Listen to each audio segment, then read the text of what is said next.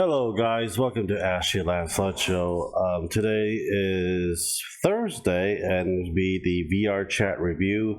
I've been in the VRChat for about a week now, and I surprisingly enjoy it, especially when it's happening around the world throughout the pandemic, and not able to get out and socialize one another. And VRChat is one of those things that you can see it virtually and talk to people literally around the world. Throughout this past few days, I actually made a few friends around the world. The closest from Georgia to San Diego, from Australia to France, Japan, China, Korea, and so forth. It is one of those things that really surprised how far technology has advanced throughout the years. Because back then we had AOL Instant Messenger. Then we have then later on became Facebook, Zynga, my Friendster, MySpace, and then then the VR came out about like 3 years ago. The VRChat came 3 years ago. I'm doing it now because I was really interested and got a VR headset for the Oculus Rift S. But it is very helpful mentally,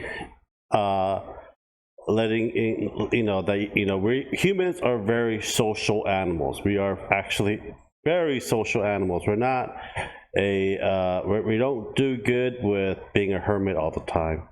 Even hermit needs to talk to something like a tree, your plants, your cats, your dogs, and so forth.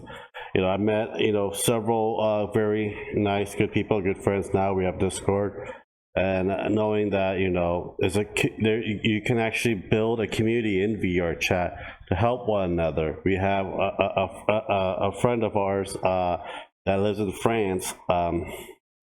Is Reef. The character name is Reef on the VRChat video that are up. He advocate for mental health, and I'm all for that because I have PTSD, depression, and anxiety. I advocate it too. So me and Reeve and someone else will come in. We might have a mental health discussion throughout the channel. That's one of the greatest things that we can do for one another. I made this channel just to help people, and it's a hobby for me to socialize, to help me with my well-being. But if you can make this community a little bit bigger and actually help others and touch others, even through VRChat, I think it's one of the greatest things you can do. I even went to so many worlds, Avatar, we're talking about animes, video game, and it is very interesting. We have another buddy of ours that's in Australia. You see him as Fortis, and Fortis. We talk about a lot of personal things and so forth. If Fortis wants to let you guys know, he'll let you know. But I don't like letting other people know about their personal thing on VRChat, because a lot of times we just talk one-on-one in a private room, and I just edit that whole thing out. So but Fortis is actually an extraordinary person as well. He's a very hardworking, dedicated person. And the funny thing is, they're all freaking younger than me. But yeah, Fortis is a very good person, and tells me everything what's happening in Australia, the wildfire in Australia, what's the pandemics like down there, and so forth as well. So is France with Reeve. And we just met a new one recently. We met also Waveren. Waveren is a cool guy. So he's American, and basically he does a lot of voice acting. I think he's joining the army as well. And if I get more, like the darker version, go Neko Kitty. It shows you the like what a club used to look like back in the 90s, I would say. Then we met new friends like Star and Mr. Monitor and Pando, Donut, and so forth. Met them, had a blast yesterday. We might do the same thing again tonight on VRChat.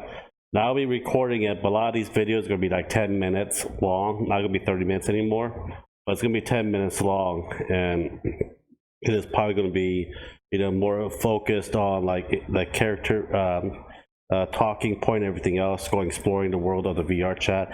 I also think about doing the Oasis as well, but it's one of those things that I really do enjoy spending time with them, talking to them. You know, Star wants to learn how to make Korean or speak, learn a couple words. I'm all for that, you know, and they'll help you out, you know, with your social media and stuff like that. But you know, I like helping people. I like teasing people. You know, that's what I do. I did community service since I was 14 years old, and I ended my community service. I have never ended my community service.